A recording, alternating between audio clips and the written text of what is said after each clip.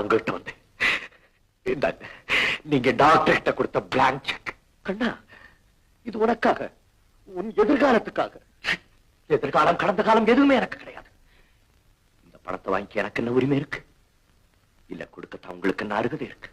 கொடுக்கறதுக்கு எனக்கு அருகதை இல்லைன்னாலும் வாங்கிக்கிறதுக்கு உனக்கு உரிமை இருக்கு. நீ என்னுடைய பிள்ளை, நான் உங்க அப்பா. நீங்க என்ன அப்பாவா? நான் உங்க பிள்ளையா? இதுவரைக்கும் அப்படியா நாம உறவு கொண்டாடணும்?